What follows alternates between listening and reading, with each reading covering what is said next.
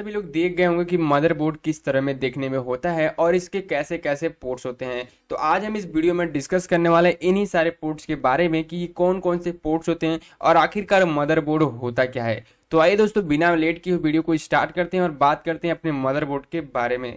तो फिर से स्वागत है आपका नीट क्लासेस फैमिली में। चलिए दोस्तों, वीडियो को स्टार्ट करते हैं। यहाँ पे देख सकते हैं हमारा कुछ व्हाट इज मदरबोर्ड, आखिर मदरबोर्ड होता है क्या। सबसे पहले आपके दिमाग में यही क्वेश्चन आ रहा होगा कि भाई मदरबोर्ड होता है क्या है। काफी ज्यादा अगर हम अपना लैपटॉप लेते हैं या सीपीयू लेते हैं तो उसमें एक मदरबोर्ड जरूर होता है जो बहुत ज्यादा इंपॉर्टेंट होता है आपके सीपीयू के लिए, क्योंकि जो मदरबोर्ड होता है उसी में सारा आपका सीपीयू का RAM, HDD, monitor, BIOS, CMOS, mouse, keyboard, हर एक चीज उसी के क्या करता है, शामिल होता है। और वहीं से जो भी कनेक्शंस होते हैं, जो भी उसमें फ्लो होता है इलेक्ट्रिसिटी का, जो भी उसमें चीजें होती हैं वो एक मदरबोर्ड के ही सहारे होता है। अगर मदरबोर्ड को एक बात कहा जाए तो एक तरफ से आपके रीढ़ की हड्डी होती है। जैसे हमारे शरीर का अगर रीढ़ की हड्डी ना रहे तो काम नहीं कर सकते हैं, सेम उसी पर अगर कंप्यूटर का मदरबोर्ड ना रहे तो कुछ भी उसमें काम नहीं हो सकता है, क्योंकि जो मदरबोर्ड होता है बहुत ही ज्यादा इंपॉर्टेंट होता है आपके लिए। आगे बढ़ते हैं मदरबोर्ड के कुछ और टॉपिक्स के बारे में कि मदरबोर्ड में कैसे दिखता है और किस चीज का बना रहता है। अगर बात करें मदरबोर्ड को देखने को तो आप देख सकते हैं मदरबोर्ड जो नॉर्मली हमारा रहता है कुछ इस तरीके से दिखता है। जैसे कि आप देख सकते हैं ऐसे हमारे बहुत सारे इसमें अलग अलग पोर्ट्स होते हैं, फैंस होते हैं, जिसमें हम लोग रैम लगा सकते हैं, रोम लगा सकते हैं। जो रोम तो ऑलरेडी लगा ही रहता है, लेकिन साइड में आप लगाने के लिए वहाँ भी स्पेस दिया रहता है। और भी काफ़ी चीज़ें इसमें होती है जिसके बारे में हम लोग आगे डिस्कस करेंगे कौन कौन से पोर्ट्स होते हैं। लेकिन जो नॉर्मली आपका मदरबोर्ड होता है वो एक प्लास्टिक का बना होता है। जो प्लास्टिक पैनल होता है कुछ उसमें एल्यूमिनियम भी रहते हैं, कुछ आयरन का भी मिश्रण होता है, मतलब मिक्सिंग एक कॉम्बिनेशन होता है मदरबोर्ड का। लेकिन उसका जो मेन पोर्ट होता है वो टोटली किसका होता है, प्लास्टिक्स का होता है। ये हमेशा ध्यान में रखना चाहिए कि उससे ज़्यादा हमको फोल्ड नहीं करना चाहिए, ज़्यादा उस पर प्रेशर नहीं करना चाहिए।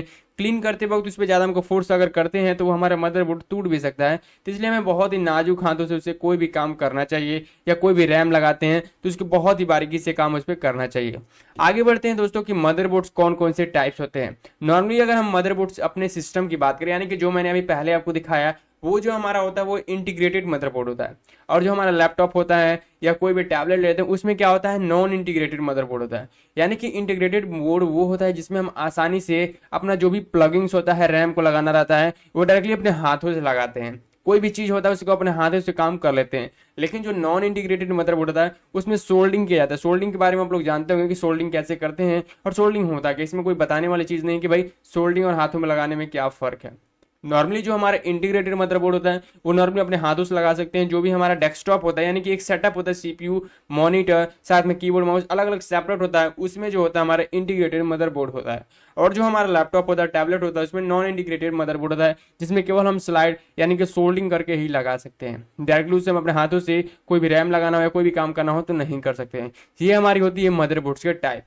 आगे बढ़ते हैं फंक्शंस ऑफ मदरबोर्ड होता क्या, यानी कि अगर टोटली अगर हम फंक्शंस की बात करें इसके मदरबोर्ड का तो क्या क्या चीज होती है। मैंने पहले ही बताया कि जो मदरबोर्ड होता है उसका जो पूरा स्ट्रक्चर होता है ये अपनी बैकबोन की तरह होती है। यानी कि जो फाइनली मदरबोर्ड होता है वो आपकी रीढ़ की हड्डी होता है। अगर वो ना रहे तो आप कोई भी काम नहीं कर सकते। ये एक तरफ से हमारा पहला फंक्शन हो गया।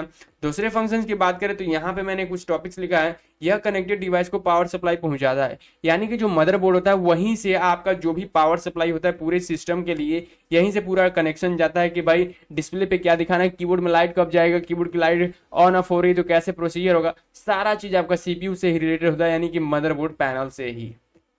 आगे कुछ और जैसे है एक उपकरण दूसरे उपकरण के साथ बातचीत यानी कम्युनिकेशन कराता है। यानी कि टोटली मैंने बताया ना, टोटल जितनी भी वर्क होती है कंप्यूटर से रिलेटेड, अगर आप बैठ रहे हैं कीबोर्ड पे कुछ भी टाइपिंग कर रहे हैं तो एक मदरबोर्ड के ही रास्ते होके जाती है। मदरबोर्ड जो होता है एक ऐसा अंग है हमारे शरीर की तरह, एक ऐसा सिस्टम का अंग होता है जिसके बिना आप कोई भी काम नहीं कर सकते। अगर आपका मदरबोर्ड खराब हो जाता है आप कुछ भी काम नहीं कर पाएंगे। ये एक तरफ से आपके रीढ़ की हड्डी की तरह होता है। और साथ में इसमें कंप्यूटर में जो भी हम बीआईओ सेटिंग को जो भी होता है उसको सूचना को सुरक्षित करने के लिए, ताकि कंप्यूटर आसानी से चालू हो सके। यानी कि जो भी प्रक्रिया होती है कंप्यूटर से काम करने के लिए, कंप्यूटर में वर्क करने के लिए, कोई भी अगर टॉपिक छोटा सा वर्क करना हो तो सारा काम आपका कंप्यूटर मदरबोर्ड से ही रिलेटेड वर्क करता है। मदरबोर्ड के इशारे सारा काम होता है। आगे बढ़ते अगर बात करें कि मॉनिटर कितने पार्ट्स होते हैं, कितने भी उसके छोटे छोटे पोर्ट्स होते हैं, जो भी आप देखते होंगे छोटे छोटे पार्ट्स तो हमने डिस्कस कर लिया। अब उसमें छोटे छोटे मैंने भाई स्टार्टिंग में देखा कि पोर्ट कौन कौन से होते हैं, उस पोर्ट्स के बारे में डिस्कस करना चाहते हैं कि मदरबोर्ड के कौन कौन से पोर्ट्स होते हैं। जैसे सिंपली अगर मदरबोर्ड से तो बहुत सारे पोर्ट्स होते हैं, तो नॉर्मली मैं कुछ पोर्ट्स के बारे में डिस्कस करने वाला जो बहुत ज़्यादा इंपॉर्टेंस होता है, जो हमेशा आपको उपयोग में आता है। सबसे पहला होता है हमारा सीरियल पोर्ट। जो हमारा पहला होता है सीरियल पोर्ट कहते हैं, जिसमें हम लोग क्या कहते हैं, जैसे हम सिंपली सीरियल पोर्ट का उपयोग अतिरिक्त मॉडेम को पुराने माउस को जोड़ने के लिए किया जाता है, या पोर्ट 9 पिन को 25 पिन इनके मॉडल में जो आते हैं। ये जैसे आप देख सकते हैं, ये जो हमारा पोर्ट होता है इसे हम कहते हैं सीरियल पोर्ट। जैसे आप फिगर में देख सकते हैं, इसी को हम लोग नॉर्मली कहते हैं सीरियल पोर्ट। ये होता है हमारा सीरियल पोर्ट। अगर इसे मैं जूम करना चाहता हूँ तो यहाँ से थोड़ा सा मैं विंडो बटन के साथ अगर प्लस वाले बटन को दबाएंगे तो आपका जूम हो जाएगा। ये एक शॉर्टकट की है जिससे आप आसानी से अपने स्क्रीन को जूम कर सकते हैं। तो ऐसे देखने में आपका हो जाता है। पहला पोर्ट हो गया हमारा सीरियल पोर्ट। दूसरा हमारा पोर्ट होता है पैरेलल पोर्ट, जो हमारे कुछ इस तरीके से देखने को रहता है, उसे हम लोग कहते हैं पैरेलल पोर्ट। ये हमारा जो इसका नाम होता है, ये हमारा पैरेलल पोर्ट होता है, जो स्कैनर और प्रिंटर को लगाने में काम आता है। अगर आपको कोई स्कैनर है, प्रिंटर, तो आप यहाँ से आसानी से अपने पैरेलल पोर्ट को कनेक्ट करा सकते हैं। आगे बढ़ते हैं। PS2 पोर्ट जो होता है वो कुछ इस तरह राउंड राउंड सा होता है, जिसमें कुछ जैसे कीबोर्ड्स लगाना हो या माउस लगाना हो तो आप इसके लिए यूज करते हैं ये वाला पोर्ट। अब तो काफी माउस और जो भी कीबोर्ड्स आ रहा है वो सारा USB आ रहा है कुछ इस तरीके से लगाने के लिए। जो हमने नीचे दिया पोर्ट इस तरीके से आता है। लेकिन नॉर्मली अगर इस टाइम का हम कीबोर्ड और माउस की बात करें तो कुछ हमारा जो भी होता है USB पोर्ट आता है। लेकिन काफी कीबोर्ड माउस आज भी आते हैं जो हमारे PS2 पोर्ट में होता है, जिसे हमको राउंड की तरफ से लगाना पड़ता है। तो ये दोनों हमारा पोर्ट्स हो गए। आगे बढ़ते हैं। जैसे कि हमारे BGA पोर्ट, जो भी हमारे डेस्कटॉप को यानी कि अपना जो भी है डेस्कटॉप टू CPU कनेक्ट करने के लिए BGA पोर्ट का यूज करते हैं। साथ में पावर कनेक्शन के लिए डबल हमारा डॉट केबल रहता है, जिसको हमको पावर केबल के लिए कनेक्शन करते हैं। मॉडेम पोर्ट कुछ इस तरीके से दिखता है, जिसे हम लोग क्या करते हैं, केवल इंटरनेट केबल के लिए कोई भी इंटरनेट कनेक्शन कराना हो, लैन लगवाना हो, तो उसके लिए आप यहाँ से मॉडर्न पोर्ट का यूज कर सकते हैं। ये होता है हमारा मॉडर्न पोर्ट। आगे बढ़ते हैं। अगर हम एक्सटर्नल पोर्ट्स की बात करें तो ये हमारा जो होता है कंप्यूटर के एक दूसरे कंप्यूटर को जोड़ने के लिए पोर्ट्स होता है। यानी कि एक कंप्यूटर से दूसरे कंप्यूटर को जोड़ना हो, यानी कि एक ही CPU से 2-3 CPU को जोड़ना हो, तो वहाँ के लिए एक्सटर्नल पोर्ट का यूज करते हैं। साथ में गेम पोर्ट कुछ इस तरीके से दिखता है, जिसको हम लोग गेमिंग जॉयस्टिक जैसे जॉयस्टिक को ऐड करना हो, इसके लिए हम लोग क्या करते हैं, गेम पोर्ट में यूज करते हैं। तो ये नॉर्मल से कुछ पोर्ट्स हैं जो बहुत ज़्यादा इंपॉर्टेंट है आपके नॉलेज के लिए कि भाई इन पोर्ट्स का क्या यूज होता है, कैसे यूज होता है। तो नॉर्मली आप लोग समझ गए होंगे कि मदरबोर्ड होता क्या है, मदरबोर्ड के कौन कौन से पोर्ट्स होते हैं, और मदरबोर्ड में क्या होता है, आखिर किस चीज़ का बना होता है, और मैंने आगे भी दिखा दिया। आगे देखते हैं DVI पोर्ट। DVI जो पोर्ट होता है, जो डिजिटल वीडियो इंटरफेस के लिए होता है। जैसे कभी कभी हम फ्लैट पैनल का यूज करते हैं, जैसे मॉनिटर को LCD LED लगाना हो, तो उसके लिए हम DVI पोर्ट एक सा बना होता है, जिसका हम लोग यूज करते हैं बहुत ही सिंपली से। ऐसे हमारा टीवी में दिया रहता है, जिसको इधर से हम लगा लेते हैं अपने CPU के पीछे, और यहाँ से अपने टीवी में ऐड कर सकते हैं, या चाहे इसको हम अपने CPU में ऐड कर सकते हैं यानी कि मॉनिटर में, और इसको हम लोग टीवी में ऐड कर सकते हैं। तो ये होता है हमारा DVI पोर्ट। सॉकेट्स की बात करें तो सॉकेट जो हमारे नॉर्मली आप लोग जानते होंगे आपके घरों में, ये हमारे सिस्टम में भी जो हमारा CPU होता है, इसमें भी सॉकेट जैसा कुछ आइकन्स बना रहता है, जिसके जरिए आप डायरेक्टली अपना कनेक्शन करना चाहते हैं लाइट का, तो यहाँ से डायरेक्टली अगर CPU में कनेक्शन करना चाहते हैं लाइट का, तो आप इस सॉकेट के जरिए कर सकते हैं। क्योंकि बैक साइड में जो पोर्शन होता है, वो सॉकेट जो होता है वो हमारे CPU का ही होता है, जिससे आप करंट फ्लो कराते हैं या करंट के लिए जो भी केबल लगाते हैं वो डायरेक्टली इसी यानी कि सॉकेट के साथ उसका स्ट्रक्चर बनाता है, जिसे हम नॉर्मली सॉकेट ही कहते हैं। तो ये हमारे मदरबोर्ड के कुछ पार्ट्स हो गए जिनके बारे में हमने काफी अच्छे से समझ लिया।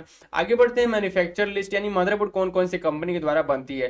कुछ हमारे पास यहाँ पे कंपनियां हैं जिसके द्वारा हमारा मदरबोर्ड्स बनती है। जैसे कि हमारा हो गया इंटेल का मदरबोर्ड बनता है, असूस का बनता है, गीगाबाइट का बनता है, AMD का, एसर का, MSI का, एबिट का, ओपन, बायोस्टर। ये कुछ हमारी कंपनियां हैं जिस कंपनियों का मदरबोर्ड बनता है, जिसमें टॉप में बात करें तो हमारा इंटेल आता है। उसके बाद हमारा एसर का भी आ जाता है, ये असूस का भी आता है। ये सारी कंपनियां बहुत ही अच्छी होती है जो बहुत ज़्यादा समय तक चलती हैं। लेकिन इंटेल जो कंपनी होती है काफ़ी अच्छा है और काफ़ी इसका अच्छा रिस्पॉन्स मिलता है, जिसमें आप आसानी से कोई भी वर्क बहुत ही कम रैम के साथ भी कर सकते हैं। तो बहुत ही अच्छा है हमारे मदरबोर्ड के लिए। जिस कंपनी का अगर लेना चाहते हो तो इंटेल का आप ले सकते हैं। तो नॉर्मली आपने पूरा क्लियर समझ लिया कि मदरबोर्ड होता क्या है, मदरबोर्ड के कौन कौन से पोर्ट्स होते हैं, और मदरबोर्ड देखने में होता क्या है, किस चीज़ का बना होता है, मदरबोर्ड को क्या कहते हैं, और कौन कौन सी कंपनी का आपको मदरबोर्ड लेना चाहिए, और सबसे इंपॉर्टेंट मदरबोर्ड कौन सा है। तो नॉर्मली हमने बहुत ही आसानी से मदरबोर्ड का पूरा वीडियो समझ लिया, पूरा चीज़ों को समझ लिया, देख भी लिया। तो मिलते हैं दोस्तों नेक्स्ट वीडियो में, जिसमें हम लोग कुछ और टॉपिक्स को लेकर आने वाले हैं। ऐसे और इंटरेस्टिंग वीडियोस जानने के लिए, नॉलेज लेने के लिए हमारे चैनल को सब्सक्राइब कर लीजिएगा और साथ में बेल आइकन को जरूर दबा लीजिएगा। तो मिलते हैं दोस्तों नेक्स्ट वीडियो में, तब तक के लिए बाय बाय।